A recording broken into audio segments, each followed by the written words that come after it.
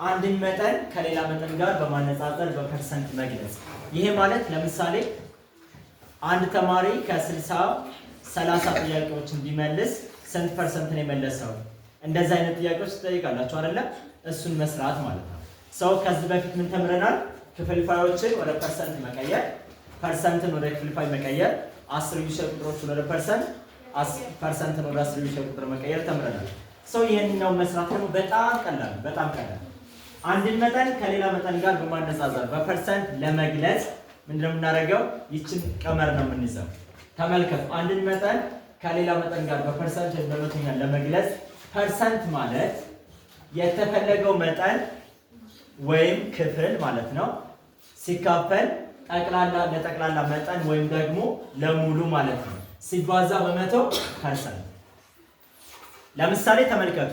አንድ ተማሪ በሂሳብ ትምህርት የሙከራ ፈተና ከስንት ጥያቄዎች? ከ10 ጥያቄዎች ሙሉ በሙሉ ቢመልስ ስንት ፐርሰንት መልሷል ማለት ነው? 100% ማለት ነው አይደለ? 10ን ሙሉ ከመለሰ 100% መልሷል ማለት ነው። ወይ 100% አሳክቷል ማለት ነው። ከተጠየቁት ጥያቄዎች ደግሞ 9ን ቢመልስ 90% አሳክቷል ማለት ነው። ይሄ ማለት 9 የ10 ስንት ፐርሰንት ነው ተብላችሁ ነው የተጠየቃችሁት ማለት ነው። ስለዚህ የተፈለገው መጠን ስንት ነው? 9 ነው አይደለ?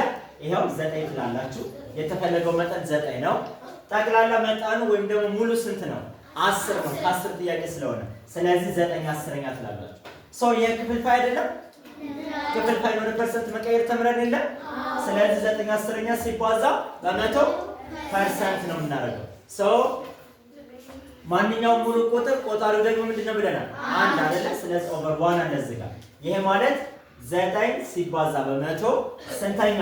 10 ሲባዛ በ1 10ኛ ሲባዛ በስንት? በፐርሰንት ማለት ነው። ስለዚህ 9 ሲባዛ በ100 ስንት ነው? 900 ስንተኛ? 10ኛ 910ኛ ሲካፈል 900 ሲካፈል ለ10 ማለት ነው። ስለዚህ 1 0 በ1 0 ይጣፋል። ማን ይቀረናል? 9 ሲካፈል ለ1 ፐርሰንት 9 ሲካፈል ለ1 ስንት ነው? 90 ሲካፈል ለ1 90% 90% ይሆናል ማለት ነው። ስለዚህ የተማሪ ከ10 ጥያቄዎች 9 ቢመልስ ስንት ፐርሰንት ነው ያሳካው ማለት ነው? 90%። ማለትም 9 የ10 ቁጥር ስንት ፐርሰንት ነው ማለት ነው? 90% ነው ማለት ነው። 9 የ10 ቁጥር 90% ነው ማለት ነው። ግልጽ ነው? እሺ ተማሪው 2 ጥያቄዎችን ብቻ ቢመልስስ? ሰው ይችን ቀመር ነው የምንጠቀመው አይደለ? የተፈለገው መጠን ስንት ነው? የተፈለገው መጠን 2 አይደል? የተፈለገው 2 ቢመልስ አይደል የተባለው? 2 ነው የተፈለገው። 2 ጠቅላላ መጠኑ ስንት ነው? ከስንት ጥያቄዎች ነው? 10 ጥያቄዎች። ስለዚህ 2 ስንተኛ? 10ኛ 2/10ኛ 2/10ኛ ሲባዛ ምንድን ነው? 2/10ኛ ሲባዛ በ100% ኦቨር 1 አለ እዚህ ጋር አይደለ? 2 ሲባዛ በ100 10 ሲባዛ በ1% ማለት ነው አይደለ? ስለዚህ 2 ሲባዛ በ100 ስንተኛ? 10ኛ ፐርሰንት 2 ሲባዛ በ100 ስንት ነው? 200 200 ስንተኛ? 10ኛ ምን ፐርሰንት። እዚህ ጋር 1 0 በ1 0 ይጣፋል። 20 ሲካፈል ለ1 ስንት ነው? 20 ስንተኛ? ምን ፐርሰንት ማለት ነው አይደለ? ስለዚህ 20%። ስለዚህ ተማሪው 2 ጥያቄዎችን ብቻ ቢመልስ ስንት ፐርሰንት ነው ያሳካው? 20% ነው ያሳካው። 20% ነው የመለሰው ማለት ነው። 13 የ20 ስንት ፐርሰንት ነው ይለናል። እንዴት አድርገን ነው የምንሰራው? በዚህ ቀመር መሰረት የተፈለገው መጠን ስንት ነው? 13። ስለዚህ 13 ሙሉ ስንት ነው? ጠቅላላ መጠኑ 20 13 ስንተኛ? 20ኛ 13 ሲባዛ ምን እናደርገው? ፐርፌክት 13 20ኛ ሲባዛ ጎበዝ። እዚህ ጋር ምን አለን?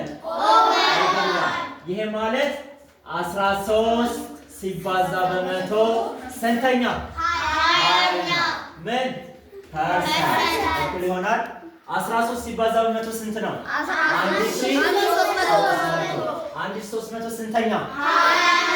20ኛ ምን ፐርሰንት? አንድ ዜሮ ይጠፋል። 130 ሲካፈል ለሁለት ማለት ነው አይደለ? 130 ሲካፈል ለሁለት ስንት ነው? 65 አይደለ? 65 ምን ፐርሰንት? ስለዚህ 13 የ20 ስንት ፐርሰንት ነው ማለት ነው? 65%። ጎበዝ። ስለዚህ 13 የ20 ስንት ፐርሰንት ነው? 65% ነው ማለት ነው። 65% ነው ማለት ነው። ገብቷችኋል? 45 የ30 ስንት ፐርሰንት ነው ነው አይደል የሚለን? የተፈለገው መጠን ስንት ነው? ስለዚህ 45 ስንተኛ? 30ኛ። ሙሉ መጠን ስንት ነው? 30 አይደል? 45 ስንተኛ? 30ኛ። እንዴት አድርጌ ልስራው? በመቶ ፐርሰንት። ስለዚህ 45 30ኛ ሲባዛ ይሄ ማለት 45 ሲባዛ በመቶ 30ኛ ማለት ነው አይደለ? 45 ሲባዛ በመቶ ስንተኛ?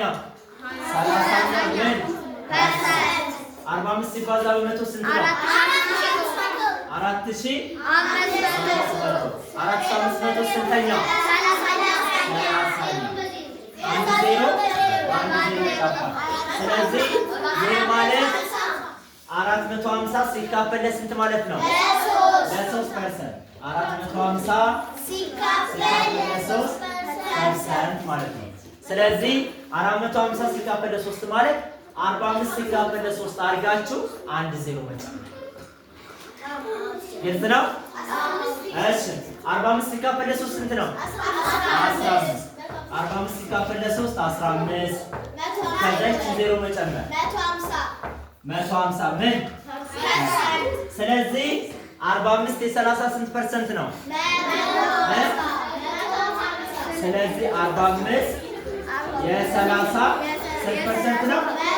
150% ነው ማለት ነው።